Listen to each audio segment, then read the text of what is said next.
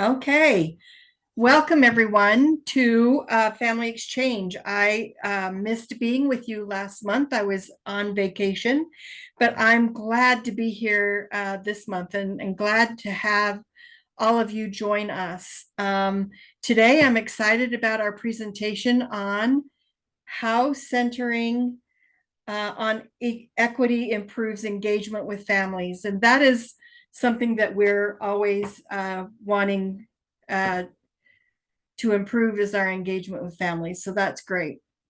So we have a couple of housekeeping things to take care of before we get started. This is our disclaimer. As part of our session, we must provide you with this disclaimer. This presentation was prepared by NTAC under a cooperative agreement from SAMHSA. While this event is supported by SAMHSA, the contents are those of the authors and do not necessarily represent the official views of SAMHSA, HHS, or the US government. Just in case, we hope there are not any security issues, but just in case, if there are some security issues, we will be stopping this presentation and we'll send you an email to notify you how to rejoin a new session. We want to thank again you for attending one of our NTAC sessions. Listed here are all of our incredible national partners that have come together to utilize their expertise and their subject matter knowledge to help inform the field by creating products, resources, and sessions like this one to enhance the behavioral and mental health fields.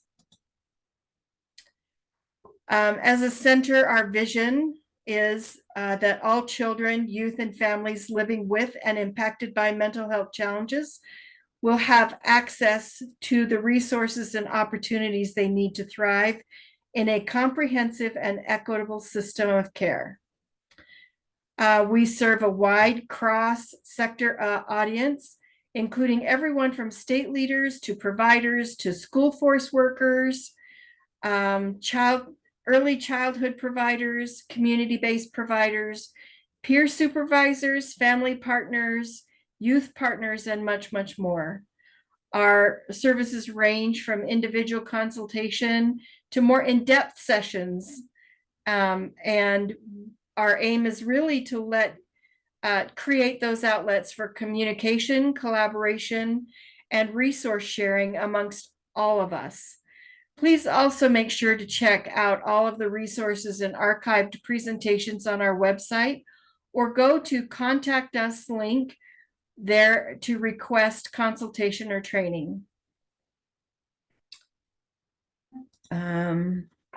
So just to say, before we get started, we wanted to address some of the commonly asked questions that come up during our sessions, and to let you know before we get started so that you don't have to ask those questions, or that you'll be informed. In a follow-up email from today's session, you'll receive a certificate of completion, a link to the recording of this session, and you'll also receive a copy of the slides. The copy that will come to you in this follow-up email will show the link for every session following this, because this is the end of our fiscal year presentation. We're starting a new presentation next time. So we have a new link. So make sure you sign up again and share that with all of the people that you know who would be interested. So today we have our presenters are Julie and Chandra, and I'm going to let them talk about and introduce themselves and then start their presentation. So I'm going to turn it over to you, Julie. Oh, wait just 1 minute before you start. If you wouldn't mind putting in the chat your name and your location, it really helps us with our marketing efforts for the future. So thank you. Okay, Julie, now it's up to you. Okay. Can you hear me, everybody? Yes. Yes. Oh, excellent. Okay. So, thank you so much. It's so nice to be here with you today. In full, being just completely transparent, I normally like live on Zoom like everybody else. And right now my Zoom is not working. So I'm on my phone, which is an interesting thing to do a training on my phone. So I'm just going to apologize in advance if I look like I'm off camera or looking in a different direction because I'm just still trying to figure out how to join you all just on Zoom. But I'll just start off by saying we're so excited to be here with you today. And just to kind of introduce myself to you. So my name is Julie, and I am a wife and a mother, a daughter. I'm a friend, a sister, and I'm a researcher. What do I like to do? Well, I love to learn. I like to travel and go for long walks. That's been my self-care over the past several years. I love to teach and, of course, laugh with my friends and my family. Sadly, I love to eat. And in my free time, I like to read as well. And then what do I do? Well, I do equity training. I'm so happy to be here with my good friend Chandra. I love and I'm so passionate about social support. So you're going to see a little bit of that today in our training together. I have a leadership academy, and I've been doing that for the past 20 years, which is just a passion of mine. I do Pilates and yoga, and I'm a yoga instructor. I do a lot of coaching and mentoring and facilitation. I also do research, and I also run a very busy household with 3 teenage boys and a husband and a dog and a cat. And you'll probably see all of them at some point today. So that's me. Chandra? Okay, you can go to the next slide, Lori. Okay. I am Chandra Somerville, and I'm a daughter, a sister, a niece, a mother, an aunt, and a great aunt. I also enjoy and like popcorn, traveling, walking, adventure, learning about new things to do in Champaign-Urbana, Illinois. And CU is short for Champaign-Urbana. I enjoy spending time with my friends. I also enjoy music. I do DEI consulting and training, cultural competence training. I provide leadership to social and civic organizations. I also provide spiritual support. I sing. I volunteer. I do wedding planning and event coordination, facilitation, mediation, and caregiving. The reason why we chose to introduce ourselves by who we are, what we like, and what we do, because we know in the family field, we oftentimes just want to talk about our professional roles. And when we are working with families, we want them to know just a bit about who we are, because although we may be in a professional role, we are human as well, and we have likes.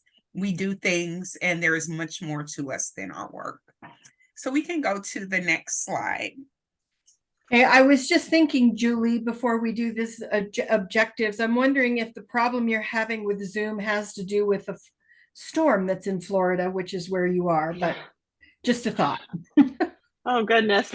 I hope it's not. Yeah, so I am in Florida. My son is experiencing more of the storm than I am because he's at University of Florida. But yes, it's actually just looking outside, it's pouring right now. So we're getting rain bans, sadly. Okay. But we're okay. So that's something to know. We're all over the country and having weather life. In Illinois, it's actually very beautiful weather. So thank you very much. So just to kind of let you know, this meeting today is going to be very engaging. During our time together, we're going to recognize how our assumptions about family will impact equity during an intake process. We're also going to identify how our values mold the decision-making process when we engage families. And then we're also going to identify how culture is central to the decision-making process when we are choosing to access support. And so the engaging part is that you're going to break out into breakout rooms. Feel free after a section, if you need to put a question in the chat, Lori has agreed to kind of just watch those questions that we're having. And then also we'll make sure that we give space for people to ask questions. And then of course, at the end, if there were some questions that you just don't want to interrupt the flow of the presentation, it is okay to do that. We hope to keep things kind of moving forward and kind of keep things flowing as well. So this is going to be the time for you. Next slide, please, where we're getting to know you. So just by looking at the next person, if your partner, and you're going to do this in breakout rooms, what I want you to do is look at the person and answer the following questions about your partner. What does this person like to do to relax? What is this person's favorite junk food? And looking at them, what is their favorite hobby? So what I'd like for you to do when you get into your breakout rooms, you're going to just look at the person that you're in the breakout room and just answer those questions. And that person, make sure you do exchange names. And then just let that person know if they're right or if they're wrong, and then give them the right answers. And then just kind of talk about, again, and we'll come back and explore how oftentimes when we're engaging families, we oftentimes make assumptions just by looking, and how harmful that can be when we begin to engage families. So at this time, Bridget is going to break you off into, put you into breakout rooms. And then you all will answer these 3 questions. We'll make sure that those get put in the chat as well. And then this is going to take about 5 minutes to do in the breakout room. And then we're going to come back together. And if there's anyone who is brave, please, please, please feel free to chime in and just talk about your thoughts about the activity. So we are ready to put you in the breakout rooms. Is that okay, Bridget? Yep, we're all ready. Okay. All right. You may send them to the breakout room, and we're going to have 5 minutes. You do not have to put me and Julie in the breakout room. Melody. Or me. Okay. Okay, 1 second. Let me do some maneuvering right quick. Okay. And if someone can do the Jeopardy theme song, we're gonna get to it. Okay. La la la. I just want to make sure nobody goes. So I have a literal question. Am I only supposed to look at my partner and answer those questions? Yep. You're only supposed to look at them and answer the questions, and they'll look back at you and answer those same questions. All And right. then you will answer them, and make sure that you exchange names as well and where Okay. you're from. Okay. Yep. We're gonna get started in 2 Okay. seconds. That was a good question, Melody. Okay. Sorry, folks. I had to recreate. We had some more people join. Okay. I see where you're going with this, Chandra. Wow. Yeah, it should be kind of fun. I'm looking forward to hearing your reflection from it. And Julie. Okay, moving Julie to Okay. room. If I move you. Oh my goodness. The pressure's on. Pressure. Pressure. Okay. Apologies if anybody's in their room by themselves. I'm gonna get you where you need to be. I promise, promise, promise.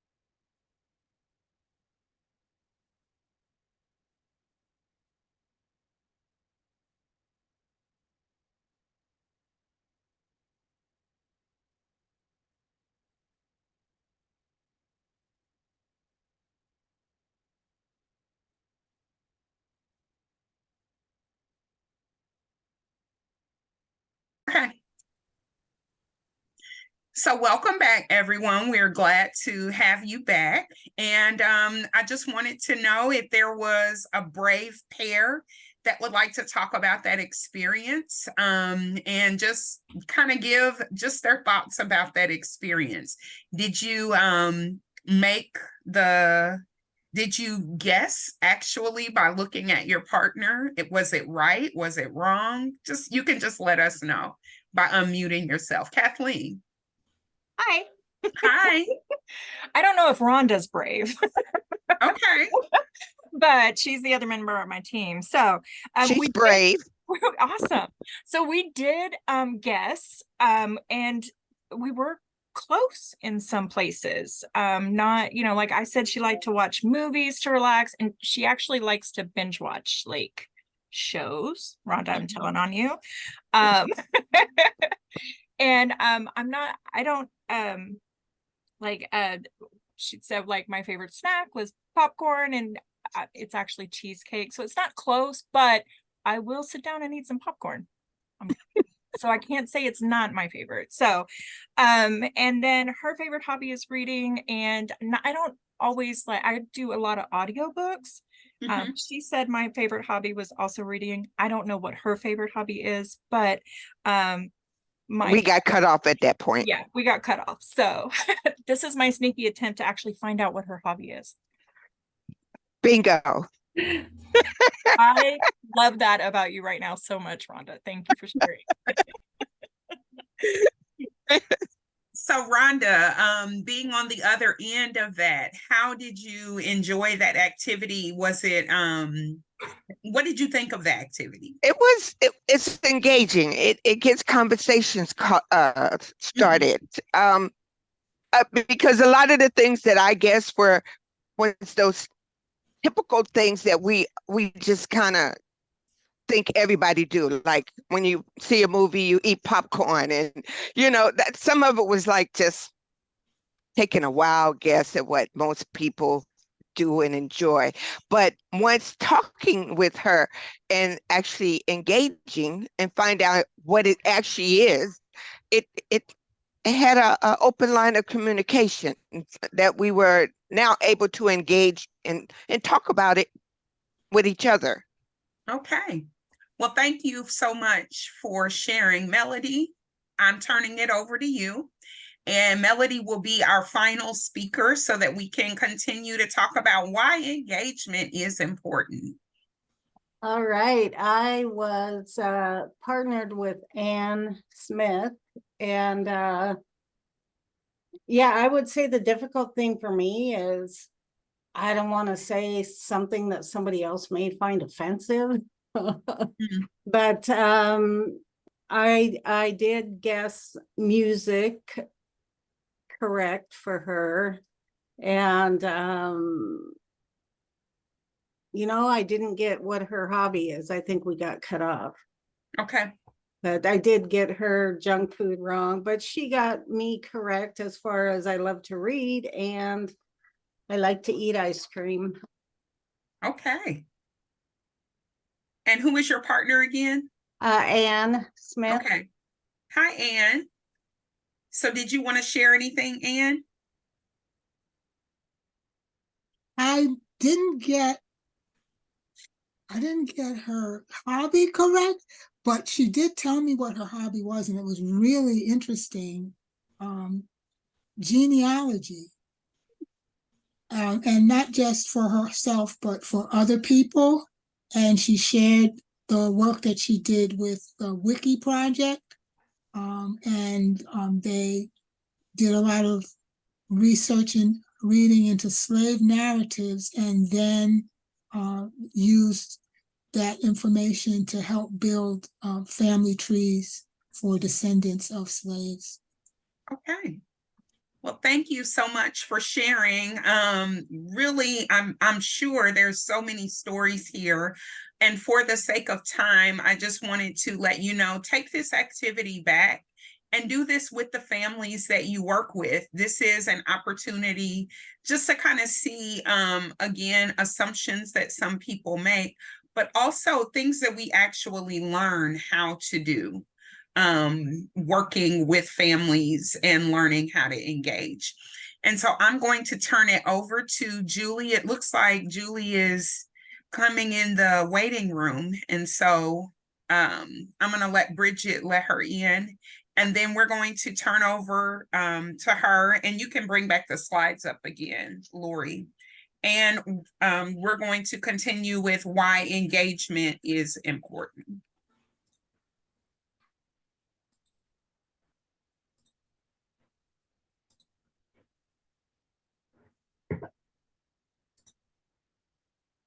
Julie, are you with us?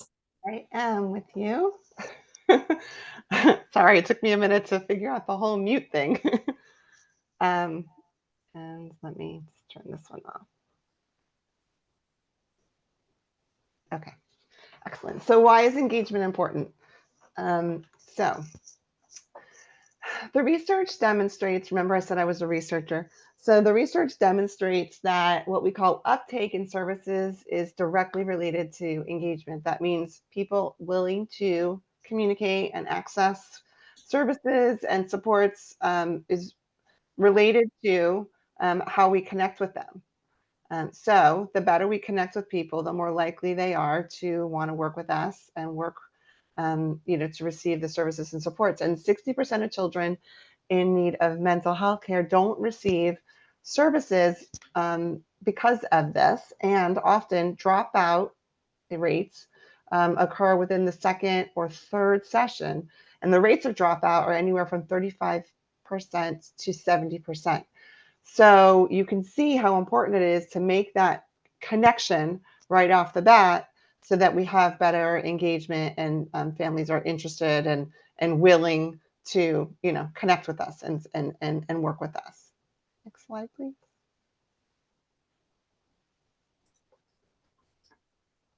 So it's important for us to understand that very first time that we're getting to know the family, and oftentimes, you have to fill out paperwork and do all this documentation, but in reality, those first impressions are so important. That you had me at hello, right? So we have to kind of set the tone for we're here to just be present.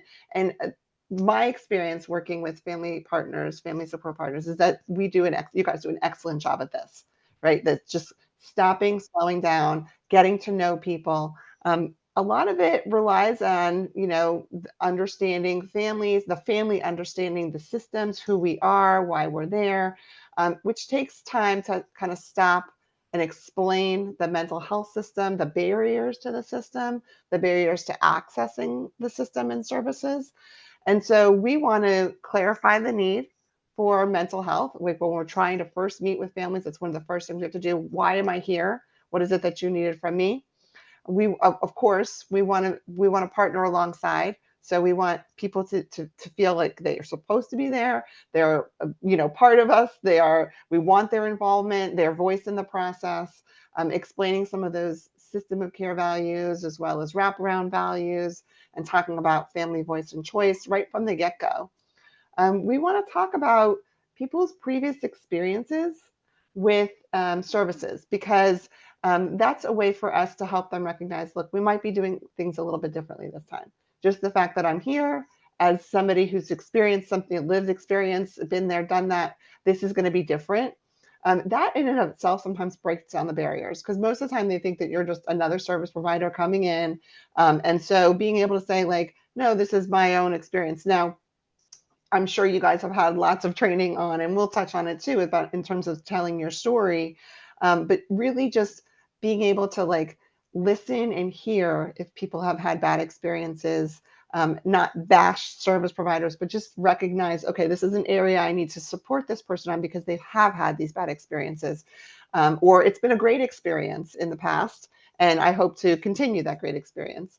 And then, one of our goals during this very first session is to kind of help problem solve and make sure that by the time we leave, that very first time we're meeting the family, that they feel like they have hope for a better future. So a lot of that means if there's an immediate situation that needs to be resolved, I'm going to just jump in with both feet. and make sure that, they know that I'm going to be here to partner with them. If they're struggling with something like food or rental assistance, I'm not going to say something like, okay, well, that seems like a big situation. I'll come back next week and we can talk about that. If I do that, then I'm not invited back next week. That's one of those things that breaks engagement. So I have to kind of like stop and say, what's an immediate situation that I can try to help you resolve, and then work with them to resolve that. Next slide, please.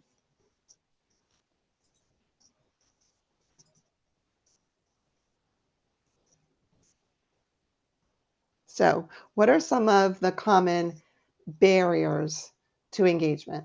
Well, people who are really struggling, right? So if they're dealing with issues of poverty, extra stress in the home, single parent status, oftentimes they don't have a lot of time to spend with people. I'm so concerned with working multiple jobs to pay my bills that I don't really have time for meetings, right? And I don't have time to connect. And especially if it's something that I believe is for me, and I can speak for myself as a mom, I put myself last, right? So if I think that this is a meeting that's there to support me, I'm going to do things to support my children and my family first. We should switch that, but that is the reality of the situation. I think we're getting better at that. That people have really kind of centered on self-care a little bit more. Just those concrete obstacles, time, transportation, childcare. I don't have a house for you to come visit me at. I'm so stressed out. I lost my job and I need to start looking for a new job. And so I'm prioritizing that over my support. Those are common barriers to engagement. I'm kind of distracted, so I'm not really paying attention. If I think that you're a mental health professional and my background or my upbringing says that there's stigma for anybody who has a mental health challenge or a mental health professionals, then I'm going to have those barriers too. We already mentioned, but the negative experience from previous providers, and it doesn't even have to be I had a negative experience. It could have been my aunt or my uncle that had a negative experience. They share that with me, and so I'm thinking that this is going to be a terrible thing because I've heard from other people that I know and love that it was a negative experience. Many families fear system surveillance. So we are all mandatory reporters. And so worried that if they say something that all of a sudden, they're going to get reported or child welfare will be involved in their system. That's a barrier to them stopping and slowing down and getting to know you and sharing some of the things that we might want to hear about so that we can support them better. And also fear of confidentiality. This is interesting. So if you're somebody who looks like the client, especially in some communities, they might not want to talk to you as much, right? I've done a fair bit of work in the Haitian Creole population. They would prefer to work with somebody who's Black, but not Haitian Creole, from my understanding, because there's a fear that somebody that they know, and there's the fear of breach of confidentiality, especially when you're working within communities. And then just also people tend to be more isolated these days. And so they really don't want people in their lives. They prefer to just kind of stay to themselves. And then, they tell you they have this big challenge and then you say, okay, well, now there's a wait list. So they feel like, you're not there to meet their need. Next slide. So when we think about family support partners that are aware of personal cultural background, most likely you will begin to build trust from those from the beginning because they're more likely to acknowledge and explore how culture actually affects and impacts their relationships. When a family support partner examines their own beliefs, their own personal experiences, and their biases, it also impacts definitions of normal and abnormal behavior. And then also when we think about family support partners that are aware of the cultural background of the other families that they're working with, they're more likely to take that time to understand how that family's cultural group identifies, and then also their role in supporting their family when they are navigating mental health systems. And so when we think about cultural being central in family support, that is the thing that will ensure that engagement happens from the very beginning. You can go to the next slide. And so when you are addressing culture, the culture of a family, we want people to do the research to make sure that not necessarily research based on Google or assumptions that we make, but actually do your research within that family. Be mindful that because we do not know everything about particular communities or populations of people, make sure that we ask questions. Making sure that we understand their cultural practices, beliefs, and values. Everyone does not identify with a church setting, and so we have to also be mindful. That is an example that we have to be mindful, whereas it may be a common cultural practice, but everyone may not always equate with religious or faith-based cultures as well. Making sure that you're knowledgeable as possible to attend to those different cultural attributes. So just understand that while mealtime may be of value to you, you have to understand that it may not be necessarily for that particular family. They may like meals, but it just may not be at a table. It may not be in the same way that you do. And not making assumptions about race and ethnicity based on appearance, behavior, and language is very, very important. And then also discuss what cultural identity actually means to family and how it will impact and influence treatment when it comes to thinking about how they access those services. Everyone does not want to actually have traditional services. And so when they think about what connects them to their cultural identity, understanding that it may not just be a one-on-one, they may need their whole family to be present at a session.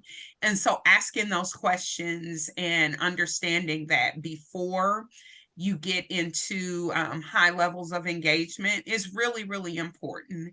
And then also examine with those families their obstacles, their needs, and also their barriers in engaging mental health treatment is also important. Next slide.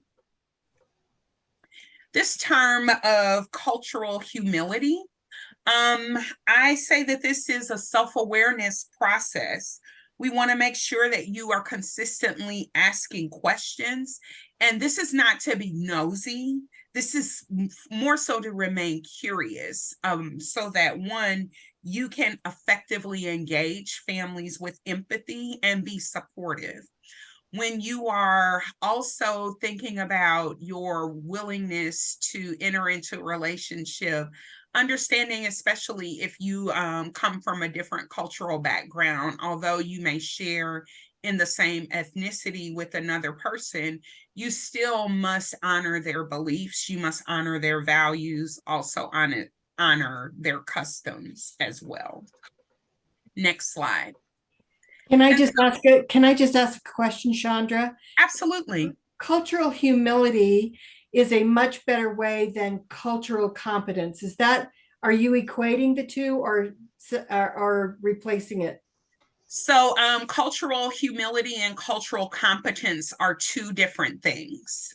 Cultural competence is being effectively able to function in cross-cultural situations. Cultural humility is more of a self-awareness process, and actually you need both. Yeah. So it should not replace one or the other. It's two separate, unique practices. I just think it's really hard to be competent in everybody's culture. That's why I love cultural humility, because you know that you can't be, but you respect what they bring to the table. Absolutely. And the cultural competence piece is you're asking those preceding questions. So, and I can give you like a quick example. I call it a quick example of cultural competence versus cultural humility. Oh, that's great. Yeah, I was in a situation where I was in a country I did not speak the language. The place was not my place of origin, so I did not know. But I also learned that we had some similar values, which is from the South. You eat the people's food and not question or not say that you like it or not. So although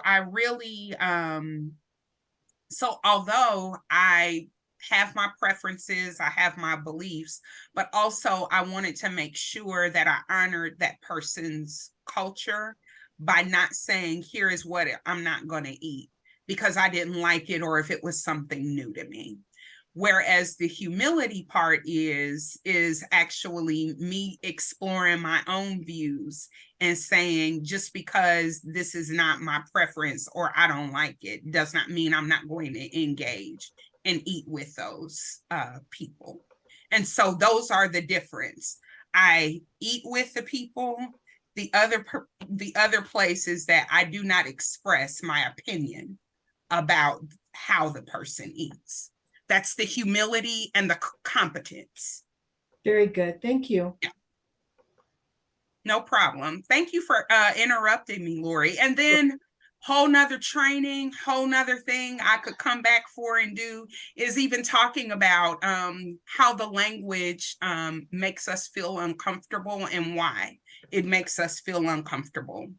And why we have to put our own spin to different things. And so happy to come and have a conversation about that as well.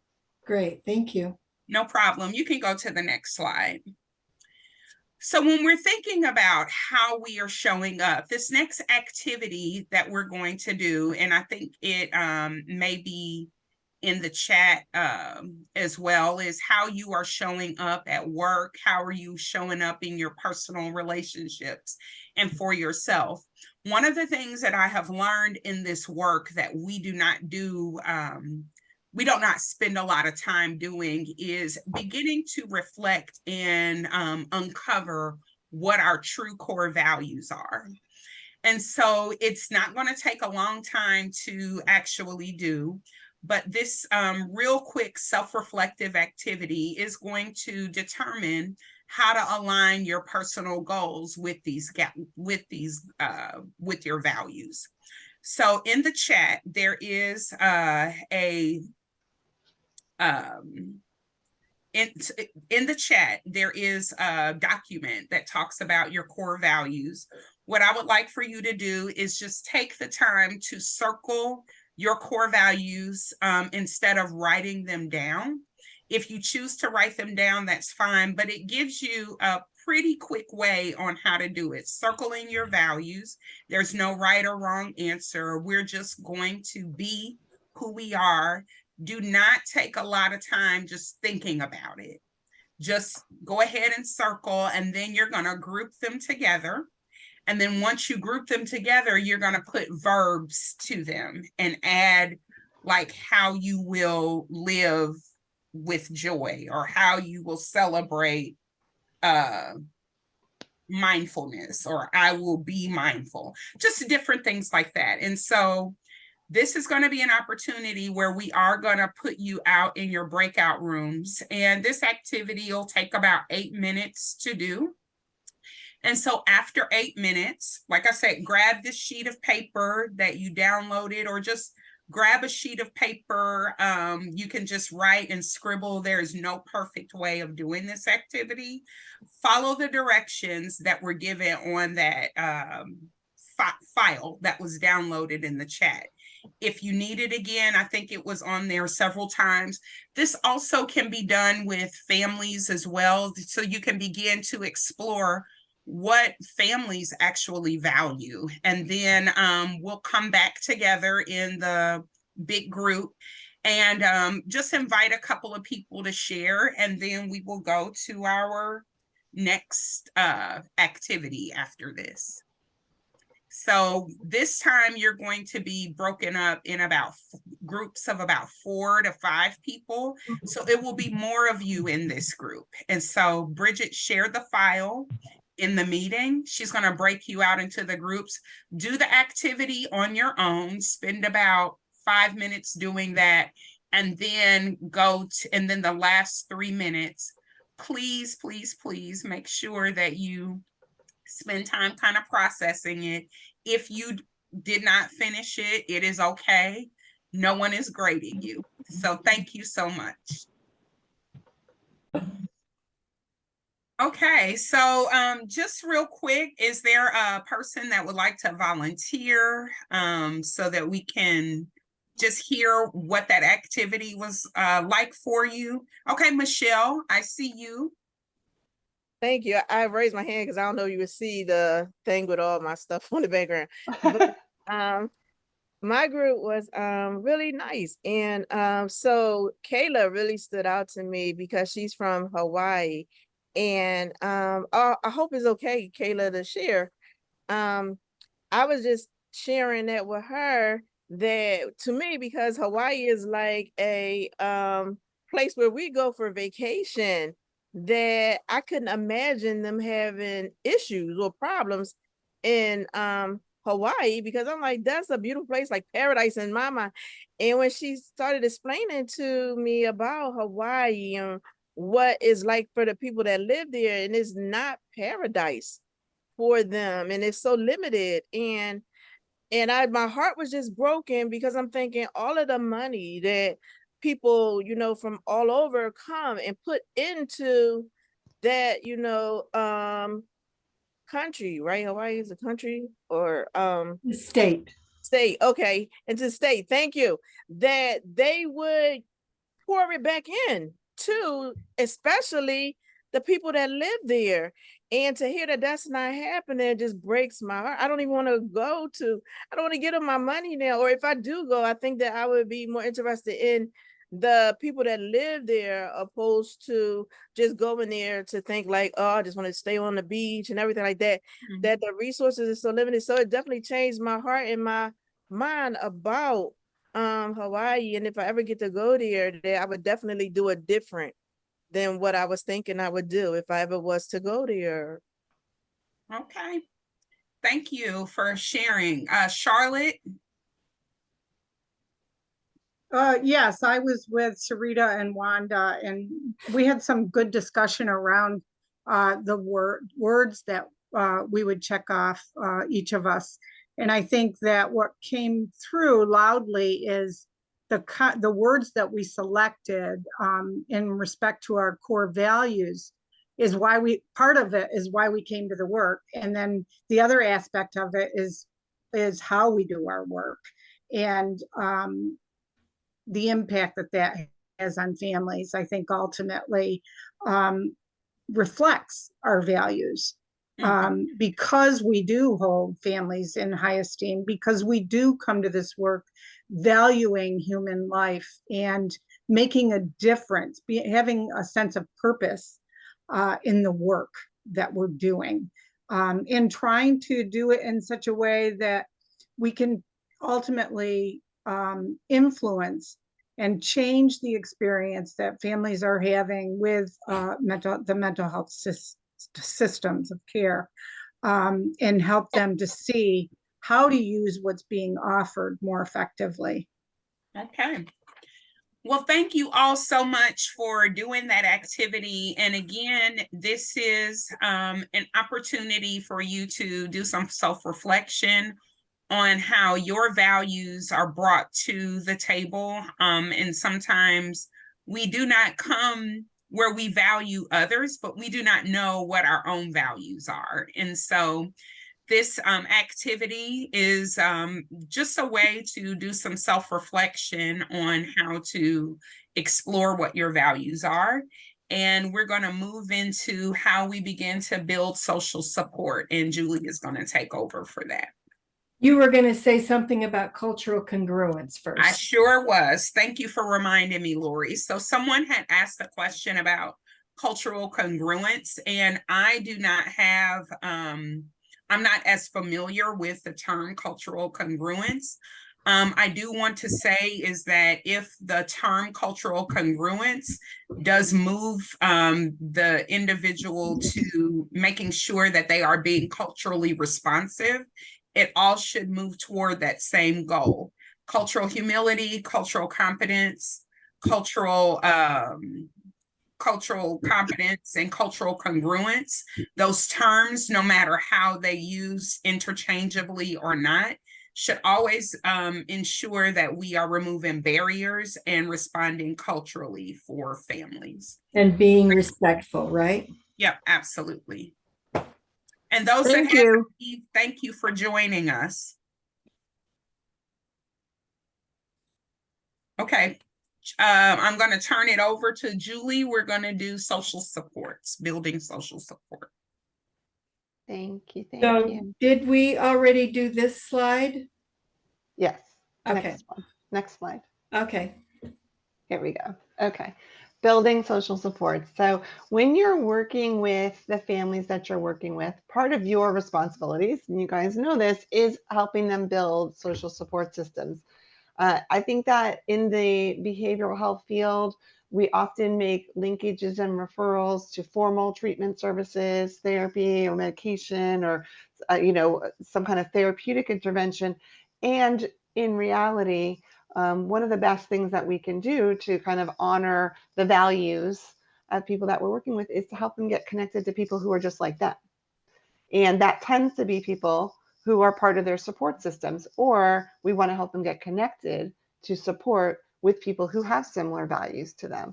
And so how do we do that? Well, one thing we can do is talk to them a little bit about, well, who are their existing relationships? What kind of relationships do they have? And what do they need to do to have closer relationships with those people? Also, these days, many people are lonely and isolated. We're struggling with the echo pandemic from the pandemic, which really speaks to people being more secluded and experiencing more mental health conditions. We have challenges with social connectedness. And so we want to try to help people take some of those social risks. Typically, if somebody's being isolated and they don't have support systems, we need to help them figure out what are safe ways that they can get out into the community. Now, if we're talking about youth that are running away and getting into trouble, they're doing the social risks thing. We don't need to do any more of that. It's more for the parents that maybe don't have those support systems or networks. We want to help them get out there, or youth that are feeling lonely and isolated. We want to help them get out there. And so we can do that through things like getting them involved in the community based on their strengths, interests, and talents, and connecting them with groups in the community. If we have to, we can use professional support. And I'm going to share with you a couple of different techniques, one of which is called My5, which is a great way to create kind of an online texting group. You can use like a GroupMe type app, or even just your texting, stream, and just have it already predetermined that if you need something, you can reach into this group and set it up. Like, it's an honor to be part of my group, and we will just be there for each other. We talk a lot about reciprocity when building support systems, and many of the people that we work with, they've been in crisis for so long, or they're feeling so stressed out and so stretched that they don't feel like they have much to give others. But really, the best way to create support systems is to be a support for somebody else. The theory of reciprocity states that, if I do something nice for somebody else, there's a greater chance that they're going to do something nice for me. And so talking to our families about what are the nice things that they can do for other people, how can they be supportive of others? That way, when they need support, it comes back to them. And so that's an important aspect of building ongoing sustainable support that we want to teach people. Also, just focusing on, identifying whatever interests you have and then helping people get connected through their interests. And then I'm going to share with you a couple of techniques that we use in actually building supports. Next slide, please. Where am I? Where am I? There you go. Okay, so we're going to do an activity here. You guys are going to go back into breakout rooms, and you'll be in there for about 7 minutes or so. What we want you to do is we want you to think about, for yourself, when you think about the supports that you have in your life, we want you to pay attention to race, ethnicity, gender, the people that you tend to spend most of your time with. Okay, and so on the next slide, we want you to maybe take a picture of this so that when you go into your groups, you can ask questions, ask these questions of each other. So we want you to think about who lives in your neighborhood. What is the race, ethnicity, gender? If you could go back one slide, please. Race, ethnicity, I'm sorry, gender. got ahead of myself there. That's okay. Of the people, right? Think about your friends or your associates. Who are the people that you spend time with? People you choose to go with, the people that you gravitate towards. Maybe think about who are the last 3 people in your home, right? And then finally, who do you go to for spiritual or emotional support? Again, thinking about your own personal life, and you'll go ahead and share that in your breakout room. Think about who these people are for you, and then just have a conversation and see what you notice. If you notice anything about the people that you tend to gravitate towards, or the people that you consider to be your support system, focusing on those kind of demographics, if you will. Okay, welcome back. Okay, welcome back, everybody. So I hope we hope that was an interesting, enjoyable experience for some of you. Does anybody want to be brave and share something that they talked about in their group, or something maybe that they realized about the people that they consider to be their supports with relationship to race, ethnicity, gender, whatnot? Anybody comfortable sharing? This is Wanda. I'm comfortable with sharing. Thank you. I was just sharing with them. I have a neighbor on the right and a neighbor on the left and a neighbor across the street. We're talking about the neighborhood. And I was just sharing the neighbor on my right. He's probably lived in the neighborhood for as long as I've lived in the neighborhood. And he's one of the guys that I would say, he and his wife, I would say every year when we go on vacation, I'll give him a box. He would collect my mail for me so it doesn't accumulate in the mailbox. He's also one of those guys that watches the neighborhood. So, he's got a camera where he's always checking out what's going on in the neighborhood, and he's always letting everybody else know what's going on in the neighborhood. And then there's one across the street that is someone that's, if I need something, like if something is broke at the house or something needs to be fixed, I can call that neighbor across the street and say, hey, do you know somebody? And so that person would be, in my circle. And then the last 3 folks that came to my house, I was just sharing with them about the last 3 people that came to my house were people who I wanted to come to my house, who I would invite to my house or open my doors openly. And it just happened to be my 2 sisters and 2 friends. So, sometimes, and I have an open door policy where you don't have to call me before you show up. But the last 3 people who showed up, they were people that I love and trust and can count on if I needed something. So as far as the support system is concerned, those were people who showed up with people that I can actually count on. So that was what I shared. What's your address, Wanda? Seems like multiple people in the chat want to move in with you. People who want to move in, Wanda. Wanda was my mother's name, by the way. Really? She's just saying that so she can move in with you. And did anybody notice anything? Thank you for sharing that. That's amazing. And yes, we all strive to have connections like that in our community. Does anybody want to share anything about what you recognize about the people you surround yourself with?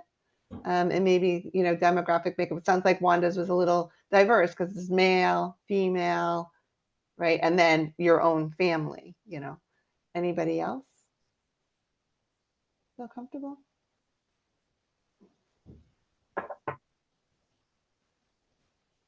No? Okay. I'll just share with you when I did this activity the first time. I consider myself to be pretty diverse. I do training on race equity, and I surround myself with all different kinds of people. And then when I started looking at who are the people that come into my home or who are the people in my neighborhood, I found that I was surrounded by people who looked just like me. And for me, that was kind of an aha moment.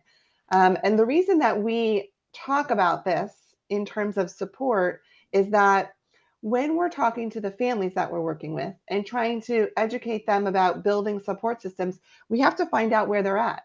Who are the people that they turn to for support?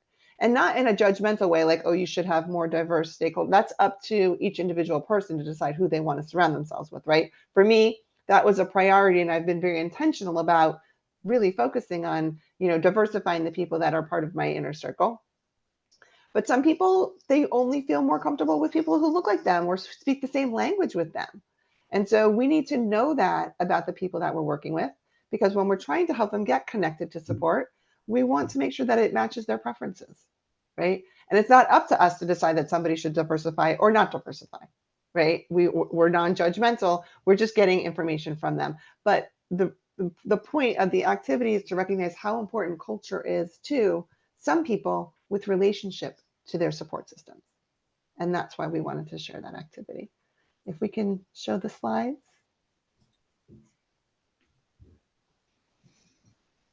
Ready to go on? Yes, ready to go on. Next slide, please. Okay, so here are some questions, and these are sample questions that you can use when you're working with families to try to have these, instead of just your typical psychosocial assessment questions, is you might want to ask them questions like, who were the last 5 people that you called, or last 5 people that texted, or last 3 people that came to your home? If your car breaks down, who would you reach out to? And so I'm going to, and before we finish today, we'll put these questions into the chat so that you have a copy, so that when you go to families, you can ask them. But the more outside of the box kinds of questions that you can ask, the better information we're going to get. And then we can use that information to help the families that we're working with make the kind of connections that they need to make. Asking them about their spirituality or their religious activity, or asking them if they need help, who have they turned to in the past? Those are all really good, kind of solid questions to ask. Next slide, please. And you will get a copy of these questions with a slide presentation. So I just want to quickly share this activity with you as we're kind of winding up, so to speak. And we'll put this in the chat as well. So this is an activity that you can use to assess the support that people have in different domains in their life. So for example, we might say in the center, the child is struggling with loneliness or isolation, or the mom is struggling with, lack of support system or loneliness or isolation. And then for each circle, we're going to talk about a different life domain and ask what support that person has in their life domain. So we might say, like in the top circle, when you're in your community, in your neighborhood, if you're feeling lonely or isolated, who would you talk to? And they might say a neighbor. They might say 3 blocks down, my cousin lives there, or they might say nobody. Then we might say, okay, in your workplace, the next circle, in your workplace, if you're feeling lonely or isolated at work, who could you turn to? And they might say, my office mate, they might say my boss, they might say nobody. Then we would say in your faith community, if there's a faith community involved, if you're feeling lonely or isolated, who would you connect to? And they would give you an answer. And you might say in your family, the people that live in your home with you, if you're feeling lonely or isolated, who would you talk to? In your friend group, if you're feeling lonely or isolated, who would you talk to? And you go circle by circle by circle.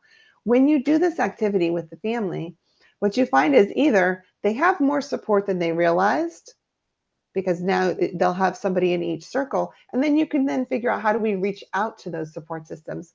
Or we might realize they don't have as much support and they need more support. If everywhere you go, in your neighborhood, at work, in your faith, in your home, with your extended family, you don't feel that you have somebody you can turn to, how would you feel?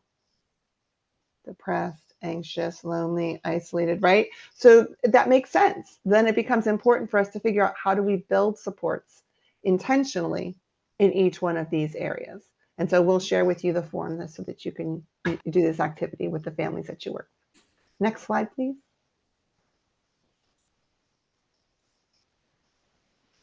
I want to talk a little bit about how we can maximize support. One is just this recognition that relationships are dynamic. Today, I'm your best friend. Tomorrow, I'm not talking to you. But there's the hope that I could become your best friend again, right? And so recognizing that sometimes we're close, sometimes we're not, we can fix it when we're in a kind of different place, right? finding connection through shared activities is like the key. Figuring out what I like, getting me connected to another person who likes the same thing, we can do that together. Recognizing that we want to be intentional about building support systems when we can. And then if we don't have to solve all the problems of the world in one day, it starts with small gestures. So I'm walking around my neighborhood and I'm feeling like I'm not connected with anybody.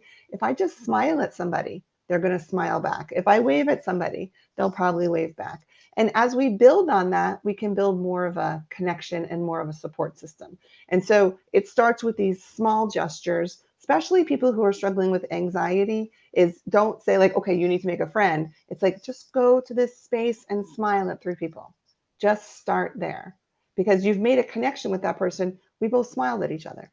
And then next time, maybe you'll wave. And then next time, maybe you'll say a word, you know? And so we have to just start small with people. Next slide, please.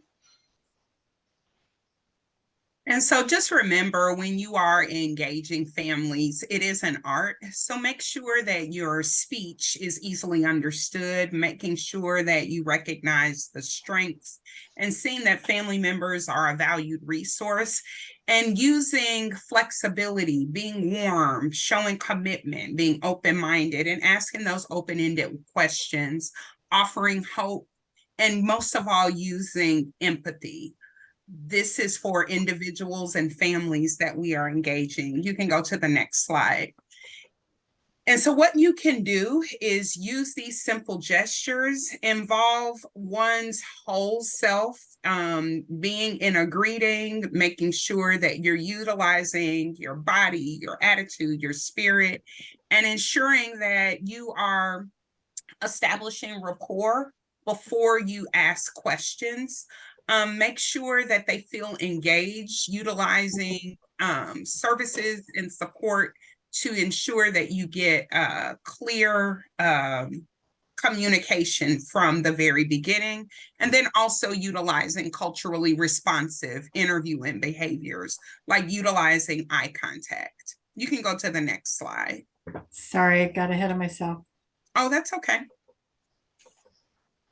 So when we're thinking about a family in need of support, oftentimes we think of it just as support only. Really, it might be a family in need of treatment and then a family with support. So a family in need of support more so looks like a family in need of treatment than a family that actually has all of the support. So think about the need connected to treatment, not necessarily always connected to support or needs as well. You may go to the next slide. And as you begin to reflect on your journey, this is something that I encourage people in the field to do. Just reflect on just things that you notice along the way on your journey, who you are and what's the nature of your relationship with children and the youth and parents that you serve. And thinking about those power dynamics and how to approximate your issues that might impact Black and Brown families and other marginalized communities. I think it's important that we think about marginalized communities because oftentimes they may not receive all of the support that is needed. And so we are currently a bit over time, and so I want to make sure that we respect your time. Our contact information is on the next couple of slides. Feel free to reach out to myself and Julie. And you all have been an amazing and engaged group. It has been wonderful. Feel free to email us.